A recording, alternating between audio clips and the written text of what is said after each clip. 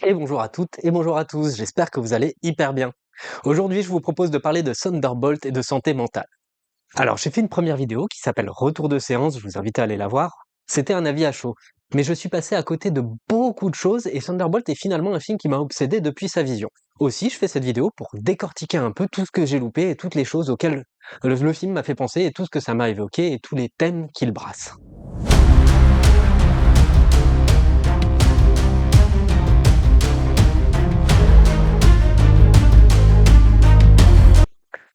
Déjà, dans un premier temps, on va se questionner sur la notion de récit. Je me suis questionné sur pourquoi les récits de super-héros m'attiraient autant. Donc on décortique ça, et on va s'appuyer sur les propos de George Miller que je trouve hyper intéressants, et qui disait « En me passionnant pour les neurosciences, j'ai pris conscience du fait que ce sont les récits qui nous permettent de donner un semblant de cohérence au chaos du monde qui nous entoure. On a besoin d'une histoire collective pour être en mesure de communiquer les uns avec les autres, et cette histoire se fabrique à partir des récits de chacun d'entre nous, en tant que personne, famille, groupe. Que ce soit sous forme de contes pour enfants, d'articles de journaux, de films, de littérature classique, on est bombardé de récits partout, tout le temps. Ils nous servent à mettre un peu d'ordre dans tout ce chaos, savoir comment se comporter, comment affronter les joies et les chagrins de la vie, et ce, depuis l'enfance. En fait, je suis convaincu, comme Miller, que les récits ont une vertu sociologique et psychologique, que ce soit pour répondre à un besoin de transcendance ou un besoin d'unification et d'unité de valeur, voilà, de collectif. C'est un peu pour répondre à la question sur la condition humaine et comment se comporter en tant qu'être humain et comment transcender notre condition d'être humain. Ça, j'en suis convaincu. Les méga cartons des films Avatar, par exemple, ne me paraissent pas anodins, parce que je pense précisément que ce sont des films qui répondent à ces besoins de valeur, ce besoin de transcendance et ce besoin d'unité de l'espèce. En fait, c'est peut-être James Cameron, le nouveau pape. Mais du coup, pourquoi Marvel m'énerve autant? Eh bien parce que justement, pour moi, ils sont représentatifs de la perte des valeurs de notre monde moderne occidental au profit de valeurs industrielles, où les récits deviennent des contenus perdus dans le flux d'informations, où la quête de réaction est plus importante que la quête de sens. Mais finalement, cet énervement, il est aussi lié à une profonde affection pour le genre super-héroïque. Et c'est pareil. Pourquoi j'aime autant les super-héros? Et en réalité, c'est que je pense également que spécifiquement ce genre de récit répond à des questions très précises sur la condition humaine. Et pour ça, je vais parler de mon copain Friedrich. Le philosophe Friedrich Nietzsche, dans sa quête de compréhension du genre humain, a notamment évoqué le concept de surhomme. Alors, le surhomme, qu'est-ce que c'est? C'est un humain auto-surmonté, un humain qui se retrouve lui-même, mais néanmoins transformé dans la capacité à exprimer sa volonté créatrice symbolique à la puissance supérieure. J'ai prévu de faire une vidéo sur Nietzsche dans l'année. Abonne-toi! Bref, quoi de mieux que la figure du super-héros pour illustrer cette thématique du surhomme et explorer la condition humaine? Sauf que bon, on le sait maintenant, ça fait un moment que les impératifs industriels ont neutralisé le sens sous-jacent. Cependant, on va quand même citer certains films Marvel, parmi les meilleurs, qui ont au moins le mérite d'avoir su caresser certains thèmes avec plus ou moins de profondeur. Un Captain America qui se questionne sur ses valeurs patriotiques et qui se retrouve confronté à la corruption de l'organisation à laquelle il était dévoué et donc par extension à son pays. Un Tony Stark en pleine PTSD post-Avengers qui doit lâcher son alter ego pour retrouver les valeurs qui le définissent. Un roi qui doit s'interroger sur son héritage ancestral et sa capacité à être à la hauteur pour le pérenniser et le partager au monde sans le pervertir. Sa sœur qui se retrouve obligée de porter ce lourd héritage et cette responsabilité avec l'urgence du deuil et un chaos civilisationnel. Bref, je dis pas que c'est génial, mais dans le cadre restreint du MCU, ça reste quand même de très belles propositions.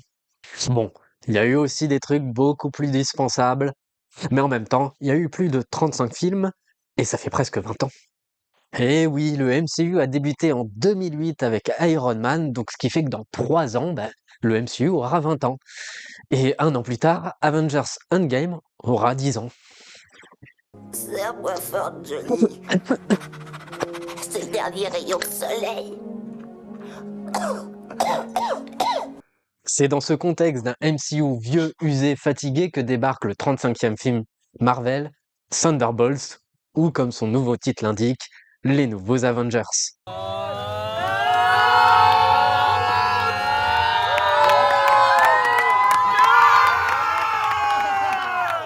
Entre parenthèses, je trouve ce coup marketing finalement assez brillant. Même s'il pointe les limites du film, je trouve ça assez cool, franchement. Bref, The New Avengers, de quoi ça parle? Eh ben, c'est souvent décrit comme une réponse au Suicide Squad de DC Comics, dans le sens où il réunit une équipe de bras cassés, hein, d'antagonistes, qui vont se mettre au service du gouvernement et ils vont finir par se rebeller pour finalement devenir des figures héroïques. Globalement, le film est enfermé dans le carcan du studio. Bon, tout est réfréné évidemment, il y a toujours ce désamorçage de situation et cette espèce d'ambition un peu fébrile, voilà, on sent que le film bouillonne mais n'exploite pas tout son potentiel. Cependant, Thunderbolt, sous les nouveaux Avengers, m'a beaucoup surpris par les failles, par les choses qu'il laisse entrevoir, par toutes ces choses en filigrane qui sont infusées dans le film. Et tout ça, ce sont ces thèmes. Troubles dissociatifs de l'identité, troubles de la bipolarité, quête de rédemption, quête de sens, ennui, mélancolie. En fait, tous les Thunderbolts souffrent de problèmes liés à la santé mentale et à la psychologie. Et c'est pas des trucs en filigrane qu'on extrapole, hein. C'est le sujet du film et c'est au cœur de son récit, y compris dans le choix de son antagoniste. Alors, pour bien comprendre la richesse narrative sous-jacente de Thunderbolt, ben, il va falloir que je fasse un bref résumé du film, donc attention, je spoil. Au début du film, chacun des Thunderbolts travaille indépendamment pour la méchante Valentina Desfontaines, patronne de la CIA, qui complote sur le projet Sentry. Donc, le poteau rose étant dévoilé, les Thunderbolts ayant été laissés pour morts par Valentina, ils se rebellent et entrent un peu dans une espèce de course-poursuite pour la confondre au monde finalement et dévoiler son plan machiavélique. Donc on arrive vers la fin du film où finalement le projet Sentry est révélé. Donc Sentry, c'est le personnage de Bob qui a été aperçu dans le premier tiers du film, qui reçoit un sérum et qui devient un espèce de super-héros complètement over the top, quoi. C'est vraiment le docteur Manhattan, si vous voulez, de Watchmen ou quoi que ce soit. Sauf que Bob ayant des problèmes de personnalité, il crée également le personnage de Void, un destructeur de monde finalement qui détruit absolument tout ce qui se passe. Et à ce moment-là, les Thunderbolts se dévoilent et finissent par devenir des figures héroïques dans le sens où elles vont sauver des gens. Le climax du film, c'est ça, elles sauvent des gens de la menace de Void et elles vont sauver Void lui-même en entrant dans l'esprit de Bob et en cherchant aux sources de son stress post-traumatique afin de le soigner. Donc en fait, il n'y a ni Sentry ni Void, tout aussi est inclus dans la personnalité de Bob qui se restreint, laissant un peu en suspens toute cette histoire. Enfin, Valentina récupère les événements comme une bonne politique et ces Thunderbolts sont nommés les nouveaux Avengers. Donc voilà, par récupération et manipulation politique. Fin. En vrai, l'histoire du nouveau Avengers qui a été mis au centre, etc., c'est absolument pas la partie la plus intéressante du film. La partie la plus intéressante du film, finalement, c'est quand elle aborde ces thèmes psychologiques, même si c'est fait un peu à la truelle. Des fois, on est au cœur d'une action et l'histoire s'arrête. Mais, écoutez, j'ai trouvé une sensibilité, et notamment à travers le personnage de Yelena, interprété par Florence Pugh. Franchement, les thèmes y sont, et il y a quelque chose d'assez touchant dans le film. De la même manière, j'aime l'idée que le climax du film, ce soit de mettre en valeur des exploits héroïques, en fait. Que ces personnages qui sont des misfits complets, se transcendent finalement collectivement en devenant un groupe, parce qu'ils ne sont plus seuls et parce qu'ils trouvent un sens ensemble et que finalement le sens, c'est de sauver son prochain et d'être là pour son prochain, finalement d'être à l'écoute de son prochain, je trouve que c'est finalement des valeurs extrêmement saines et extrêmement nécessaires.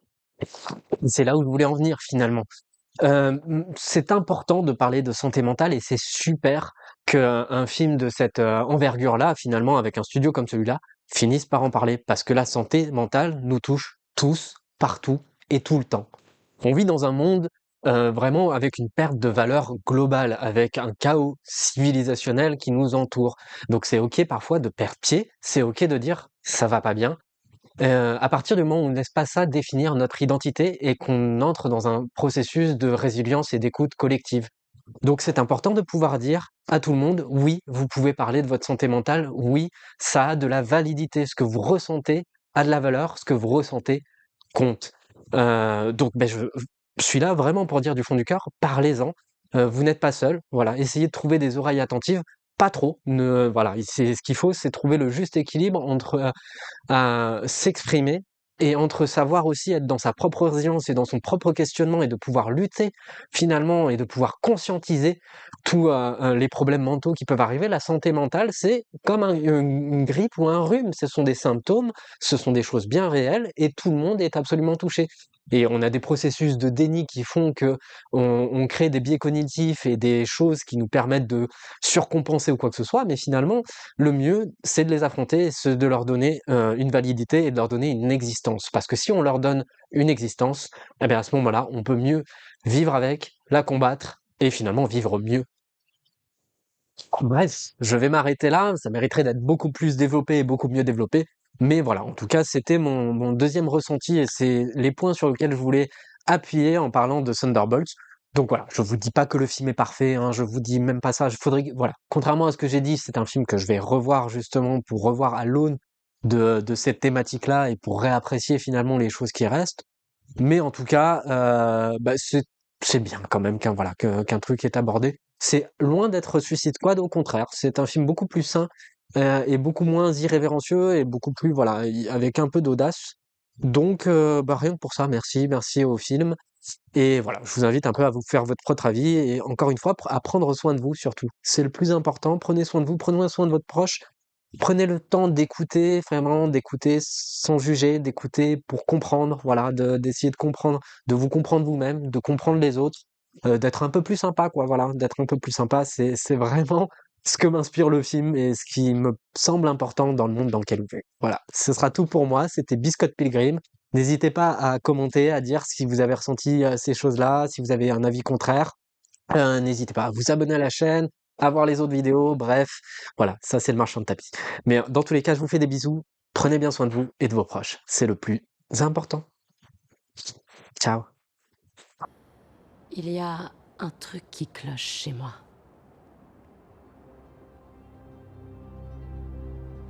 Un vide.